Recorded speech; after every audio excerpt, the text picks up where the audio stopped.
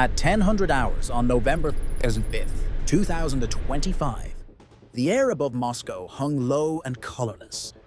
Deep inside the Kremlin, beneath crystal chandeliers and double-headed eagles, 57 of Russia's most senior officials sat around a polished table. In front of them lay a thick folder stamped Zarmat Operational Test, Final Authorization. Inside were diagrams for 3 RS-28 Sarmat intercontinental ballistic missiles, each configured for 10 nuclear warheads, a limited strike package calculated to erase Kiev, Dnipro, and Kharkiv in less than 8 minutes of flight time. The room believed it was sealed from the world. Signals were scrubbed, windows shielded, conversations coded. Yet far above, in geostationary orbit roughly 22,000 miles from Earth, an aging relay satellite carried an encrypted burst that should have been indistinguishable from routine traffic. Ukraine's Perun Sentinel listening network had been waiting for a spike with that exact pattern. At 10:17 Moscow time, a narrow-band transmission flared, matching a profile tagged category Omega, possible nuclear pre-launch sequence. Hundreds of miles away and 30 meters underground in Kyiv, the Ministry of Digital Defense Operations Center felt the impact as rows of screens flooded with red. A single line of text cut through the noise. Authorization protocol detected. Origin Moscow. Immediate assessment required. The hum of servers and filtered air filled the silence as officers leaned over consoles. General Alexander Havrilenko placed both hands on the steel edge of the central table and studied the data stack building in front of him.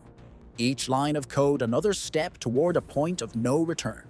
On the primary display, Moscow resolved into a mesh of overlapping defense bubbles. Long-range Podsolnuk coastal radars, multi-layer Buk M3 and S-300 systems, close-range Panzer S-1 batteries, and at the core, the S-500 Prometei shield, the pride of the Russian aerospace forces. It was a dome of electronics and steel, valued in the billions of dollars, configured to track hypersonic targets, stealth aircraft, and ballistic arcs. It had never been tested against what Kyiv was about to send. Perun Sentinel correlated the Kremlin meeting timing with missile force readiness changes detected over the previous 72 hours. Fuel transfers at silo complexes. Communication spikes between Roscosmos, the strategic missile forces, and the aerospace command node outside Moscow. None of it proved a launch was imminent, but together it narrowed the window. If Ukraine waited for certainty, there would be no time left to respond. If it acted too early, it risked transforming a threat into irreversible escalation on its own. The solution the Ukrainians had prepared did not involve matching Russia warhead for warhead. It involved taking a knife to the hand that held them. Analysts had spent 19 months building a map of Moscow's air defense behavior, studying every intercepted missile, every downed drone, every training launch. They logged how many seconds Panzer batteries took to acquire low-flying targets, when radar sectors rotated into maintenance modes, how often communication relays briefly fell back to backup channels. The resulting pattern was not a perfect gap, but it was thin enough for a blade. The plan that took shape on the glowing table was divided into 2 intertwined phases. Phase 1 would send 15 Bayraktar TB2 drones on a high-risk run toward Moscow. They were configured not as strike platforms, but as bait. Their transponders, flight profiles, and radar signatures had been tuned to resemble a mix of cruise missiles and crude decoy swarms. Phase 2 would push 10 upgraded MiG-29 Fulcrum fighters along a separate axis, entering Russian airspace only after the first wave had forced the defenses to reveal their priorities. Those 10 fighters were not standard airframes.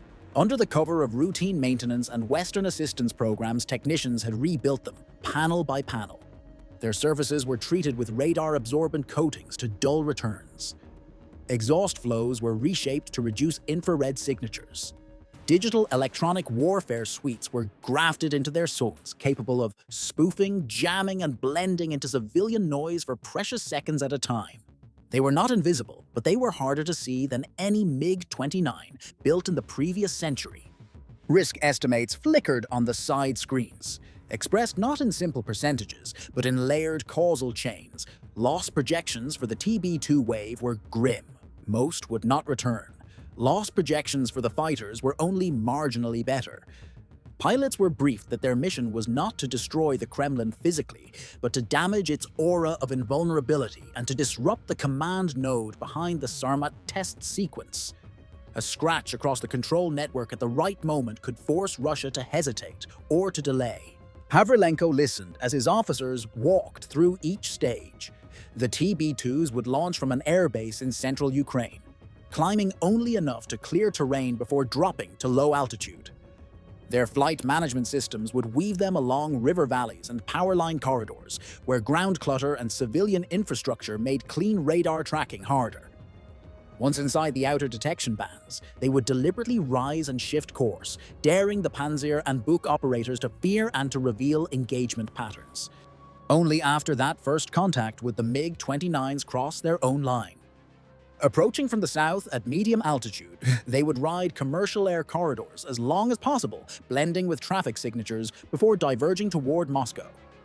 Their armament had been selected for standoff engagement: air-to-surface missiles with imaging seekers and anti-radiation packages.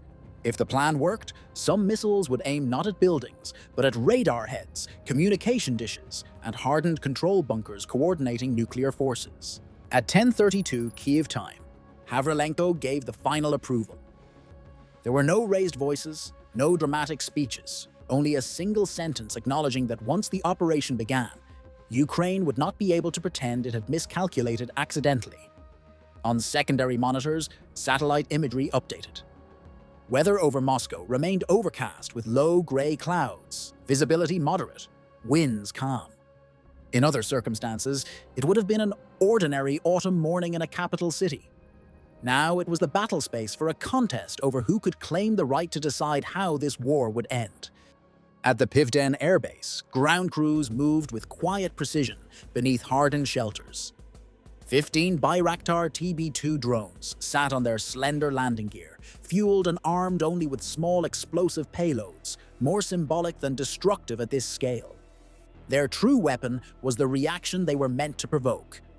Technicians ran last-minute checks on satellite links, inertial navigation systems, and terrain-following software. Each airframe was tagged with a simple call sign, T1 through T15, as though numbered candles on a fuse. Engines whined to life, one after another, spooling up to a steady pitch. At 10:42 local time, the first TB2 rolled toward the runway threshold. Within minutes, the entire formation was airborne, forming a loose line that gradually curved northeast. Their altitude remained low, close enough that from the ground they might be mistaken for distant helicopters or flocks of large birds. From above, they resembled a thin layer of noise spreading toward one of the most heavily defended airspaces on the planet. Far to the north, Russian radar stations along the border had grown accustomed to small shape intrusions. Isolated reconnaissance drones, misidentified weather clutter. Training flights. On this morning, however, the pattern was wrong. As the 15 Ukrainian drones crossed the frontier, their signatures multiplied and separated in a way scripted to resemble multiple missile types.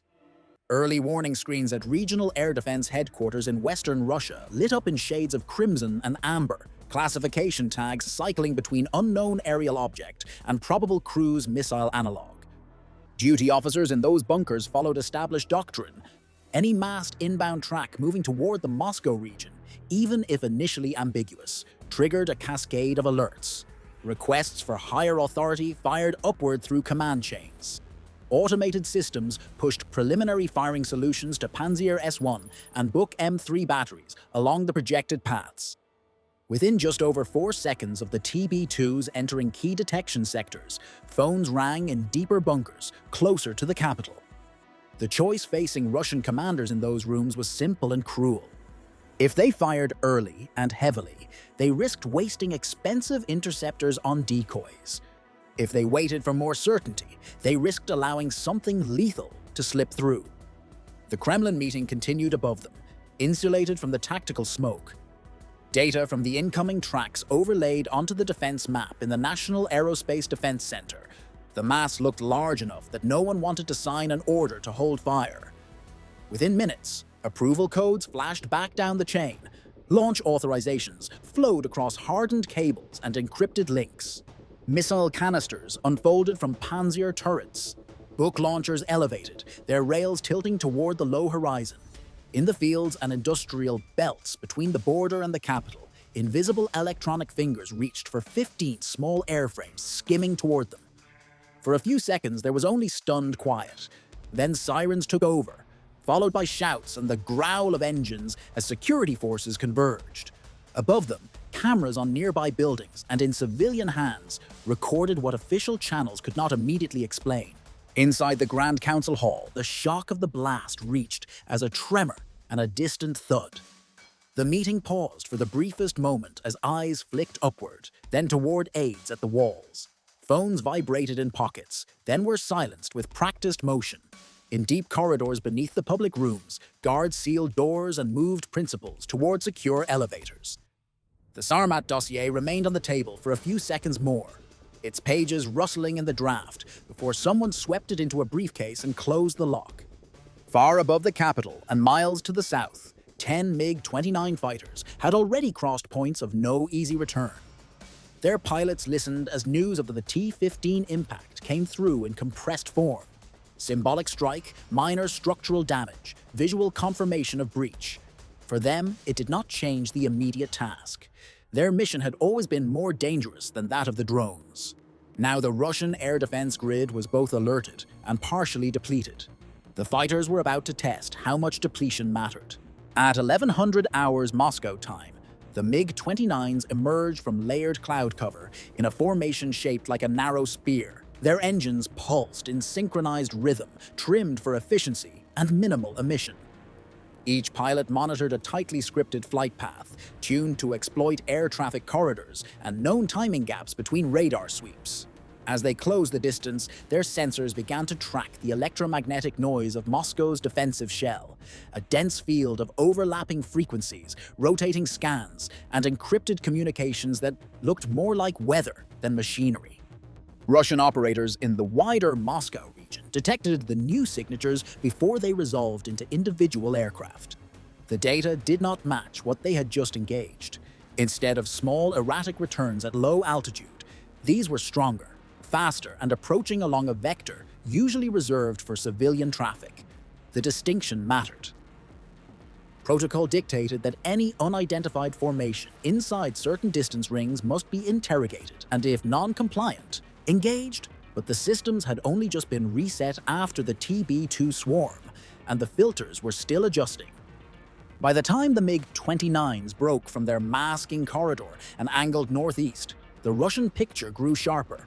Targets counted 1 through 10, altitude climbing, velocity increasing. Their spacing and formation pointed to trained pilots rather than automation. It was a pattern designed not to confuse but to challenge.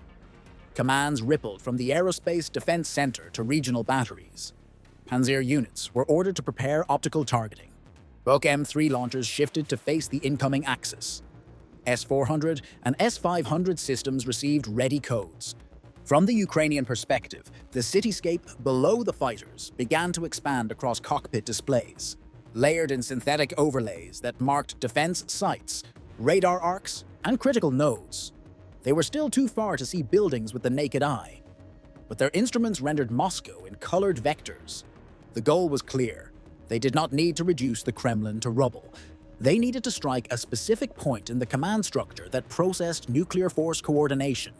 A disruption there could open hours of uncertainty in Russian decision-making. At 12 kilometers out, the formation leader passed the final command. Weapons free, primary targets designated. From under the wings of the 10 fighters, 24 air-to-surface missiles detached, each one igniting and accelerating into the dense air. Some seekers were tuned to thermal contrasts, others to reflected radar, others still to emission spikes from communication hubs. From below, Russian tracking screens filled with new inbound objects, their trajectories fanning toward the capital's heart. Russian air defenders responded with speed born of training and muscle memory. Panzer S-1 turrets swung upward, their cannons sending bursts of tracers that laced the sky in thin arcs. Launch tubes shuddered as interceptors streaked outward. Book batteries added their own salvos, and commanders at S-500 sites initiated intercept routines designed for hypersonic threats rather than agile subsonic missiles. For a moment, the sky became an intersection of paths. Upward streaks, downward dives, expanding blossoms of impact and fragmentation. On Kiev's screens, intercept confirmations appeared almost as quickly as the missiles had been launched. 1, 3, 7, 11. The defenders were performing near their theoretical peak, yet in the chaos of counterfire, 2 Ukrainian missiles persisted. One was an imaging seeker that had lost partial lock, but continued by inertia and algorithmic prediction. The other was a passive seeker, honing on a communication node. Russian defense operators saw them too late to commit new interceptors without risking their own infrastructure. Both missiles struck within seconds of one another. Their explosive yield was modest compared to strategic weapons, but their effect was precise. A guest complex within the Kremlin perimeter shook under the first detonation, sending shockwaves through rooms used for temporary briefings and administrative coordination. The second blast ripped through communication conduits, linking upper administrative spaces to deeper, hardened facilities. No structural collapse followed, but fire suppression and emergency circuits triggered across multiple levels. In the confusion, the fighters banked away, each pilot monitoring remaining fuel against distance to friendly airspace. One aircraft, tail number K-27, reported minor damage. A fragment had torn into its stabilizer and caused a loss of thrust. The pilot adjusted engine output, reducing stress while preserving enough power to maintain altitude. It became a slow retreat, angled southwest across a sky now thick with Russian search patterns. Surface-to-air batteries probed for clean opportunities, but could not lock reliably onto the damaged craft. The remaining 9 fighters exited Russian airspace within minutes, climbing into clouds that concealed them from optical tracking. K-27 limped farther behind, its engine intermittently coughing flame. Relief surged through the Ukrainian command center when its transponder pinged friendly airspace. The pilot's voice came through thin but controlled, confirming landing gear deployment at a forward base set aside for emergency returns. It was a narrow escape measured in meters and seconds, but it added a human edge to the data flowing across the screens. Meanwhile, Moscow adjusted to sounds not heard in decades. Sirens echoed between government buildings and through residential blocks. Emergency vehicles converged on the Kremlin complex. Small fires were visible on rooftops. Security staff sealed roads and secured perimeters. Inside one of the damaged guest buildings, smoke curled around shattered masonry. Medical teams extracted wounded personnel. Some carried on stretchers through the marbled halls. The number of casualties, while limited, carried weight.